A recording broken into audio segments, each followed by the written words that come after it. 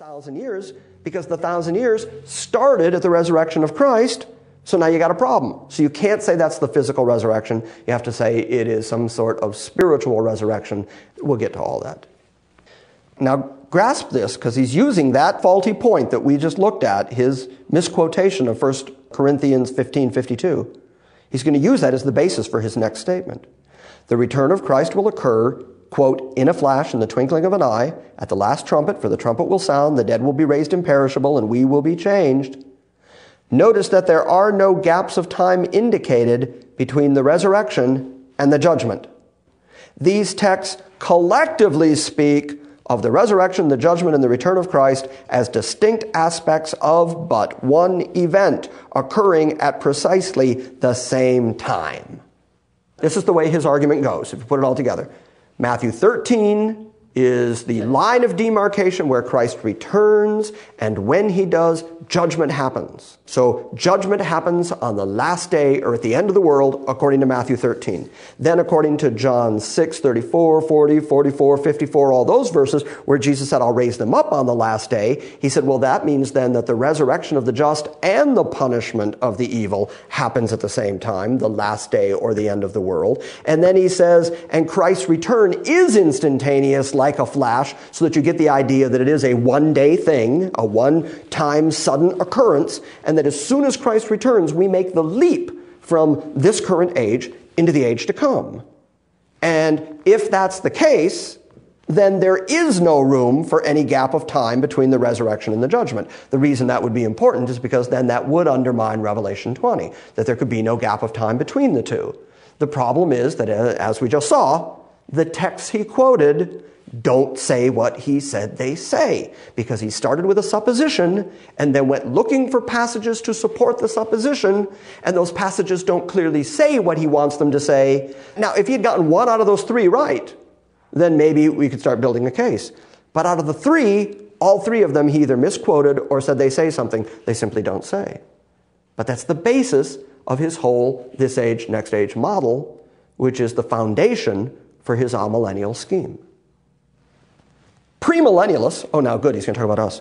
Premillennialists who often chide amillennialists for not taking the Bible, quote, literally, and who champion what they call the, quote, literal interpretation of Scripture, must now insert a 1,000-year gap between the second coming of Christ and the resurrection and the final judgment to make room for the supposed future millennial reign of Christ, exclamation point.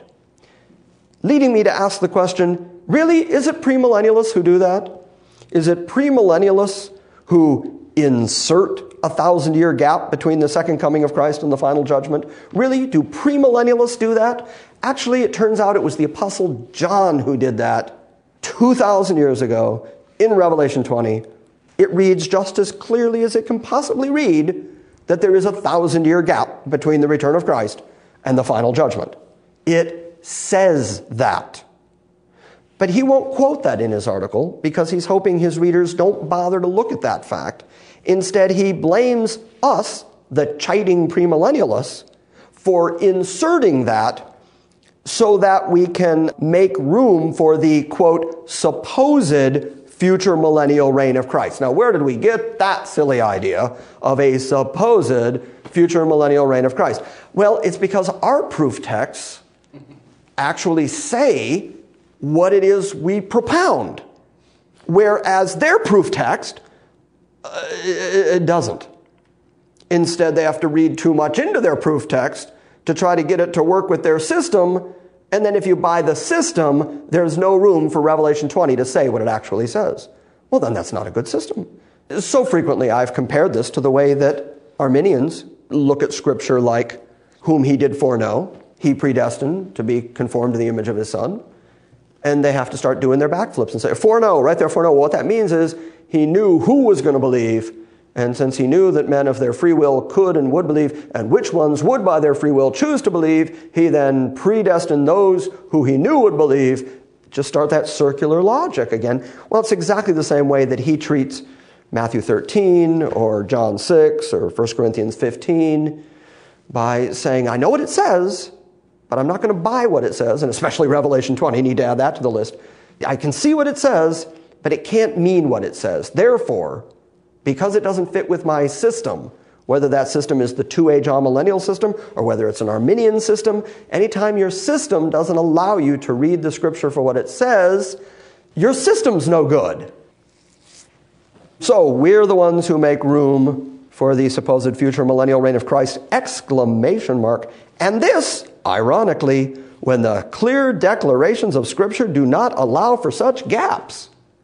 Wait, the clear declarations of Scripture in Revelation 20 say exactly that, precisely and clearly that, but he keeps saying there's nowhere in Scripture where that's said. Thus, we can conclude that this age, the period of time Peter calls the last days in Acts 2:17, and which Jesus characterizes as a period of birth pangs, of wars, earthquakes, famine, and distress, ends with the return of Christ, the resurrection, and the judgment on the last day. You can only conclude that if you bought his previous premises. But I don't agree with any of the premises he laid out. Therefore, I don't buy his conclusion, especially because his conclusion makes a mishmash of the clear word of Bible. This is an event that, the return of Christ and the instantaneous resurrection and judgment on the last day, an event that, by the way, Peter describes like the day of the Lord, which will come as a thief. The heavens will disappear with a roar, the elements will be destroyed by fire, and the earth and everything will be laid bare in it. It is only after this that the age to come will be a present and visible reality. Notice that the focus is not upon a halfway kingdom and somewhat improved temporal age on earth, i.e. a future millennium. Instead, the biblical focus is upon the consummation and the summing up of all things with the creation of the new heaven and the new earth. Did he just refer to the millennium as somewhat improved? A somewhat improved, yeah, Christ is ruling and reigning on the planet. It's a somewhat improved halfway kingdom. My goodness. It's very pejorative, of course, yes. Okay, turn to Revelation 21. Now, the point he's making here is he says, when Christ returns, instantaneous resurrection, instantaneous judgment, Christ returning like a flash, like the twinkling of an eye.